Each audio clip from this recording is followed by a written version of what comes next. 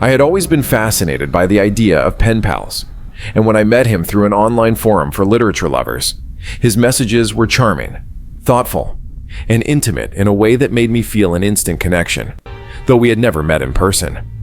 Our letters started innocently enough, discussing favorite books, sharing snippets of poetry, and exchanging little anecdotes. But over time, his notes became more personal, more insistent, detailing things about my life I hadn't told him, things he could not possibly know. And at first I brushed it off as coincidence, or perhaps that he had been paying attention in ways I hadn't noticed. As the weeks passed, the letters escalated in intensity. He began sending drawings of places I frequented, sketches of my apartment building, the park where I walked my dog, even the streetlights outside my window, all signed with my initials in perfect imitation of my own handwriting. And it terrified me, though I tried to rationalize it, thinking perhaps he had friends helping him or public information sources. But the feeling of being watched grew unbearable, and I started noticing shadows outside my apartment, subtle movements behind the curtains, flashes in my peripheral vision that vanished the moment I turned to look. One evening, I received a package from him, arriving without any warning, a thin cardboard box wrapped in plain brown paper. Inside were dozens of letters I hadn't seen before, bound together with twine, each containing detailed accounts of my day, conversations I had only had privately, and photographs taken from angles that made it clear he had been inside my personal space, inside my life, without my knowledge. And at the very bottom of the box was a single, folded note, written in ink I recognized as mine. "You belong to me now." My blood ran cold as I realized he had been observing, following, and recording me, studying me for weeks, and the charming, thoughtful pen pal I had trusted was not a distant friend at all, but a predator who had inserted himself into my life, patiently, silently, and with terrifying precision. Even now, months later, I can't stop checking the windows at night. I triple lock my doors, and I can't ignore the sound of footsteps that sometimes echo in my empty hallway. The letters have stopped for now, but the memory of that connection, that trust turned obsession, leaves a lingering fear that he could still be out there, watching, waiting for me to respond, and that the line between romance and terror is far thinner than I ever imagined. I met her through an online pen pal exchange meant for aspiring writers, and at first the connection felt harmless, even comforting. Our messages were thoughtful, poetic, and strangely aligned, as if she understood my thoughts before I finished typing them. And that familiarity made me open up faster than I normally would, sharing pieces of my daily routine, my fears, and my loneliness, unaware that each detail was being carefully collected. Over time, her letters grew more personal, more intense, and she began referencing moments I hadn't mentioned, like the coffee shop I visited on Tuesdays, the old man who always sat near the window, the song that played when I stayed too long, and when I asked how she knew, she brushed it off as intuition, laughing it away, though the accuracy left me unsettled in a way I couldn't explain. The unease deepened when handwritten letters began arriving at my apartment, despite me never giving her my address. Each envelope carefully sealed, her handwriting elegant and deliberate, and inside she described my days in chilling detail.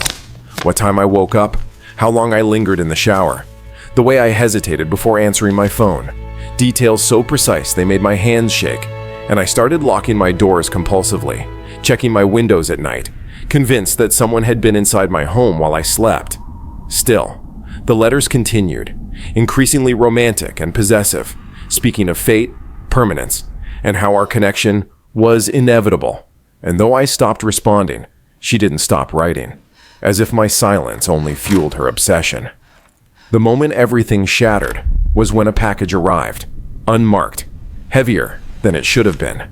And inside was a leather-bound journal filled with entries written in her hand, documenting my life week by week, including private thoughts I had only written in my own diary, sketches of my apartment layout, and grainy photographs taken through my bedroom window.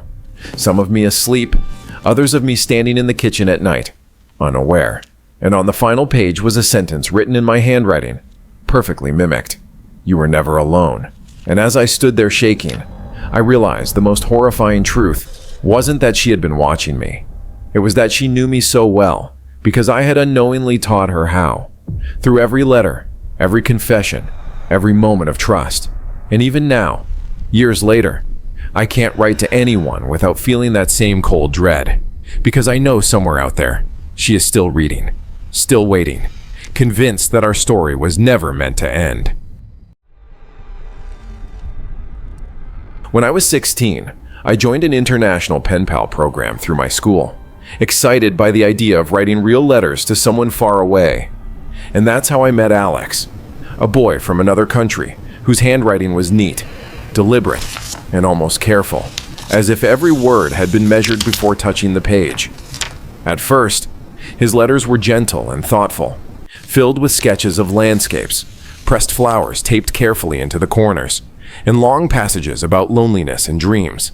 And I found comfort in the routine of writing back, telling him about my small town, my room, my school, never imagining how much power those details would eventually give him.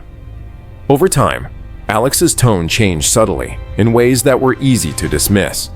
He began commenting on my handwriting, saying he could tell my mood by the way certain letters leaned, or noting how quickly I replied as if timing itself mattered to him.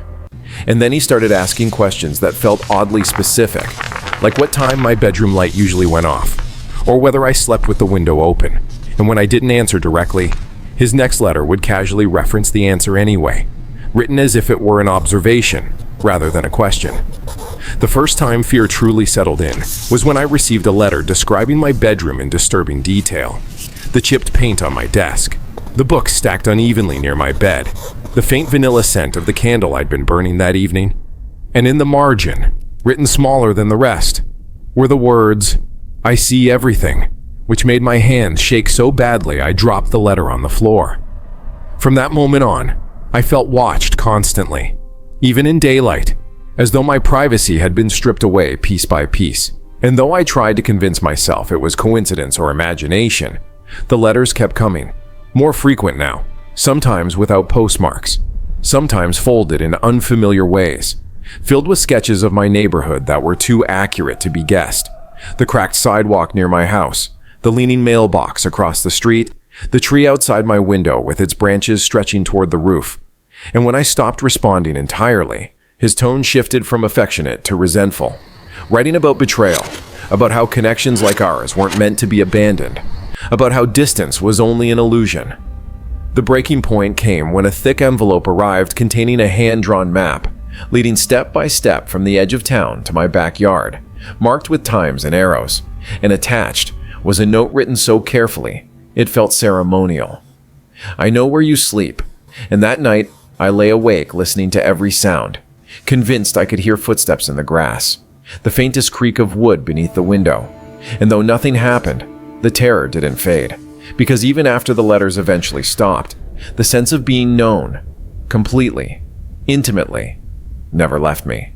And to this day, whenever I see unfamiliar handwriting or receive mail I don't recognize, my chest tightens, because I learned too young that sometimes the most dangerous relationships aren't the ones that start face to face, but the ones built slowly through words, trust, and the illusion of distance.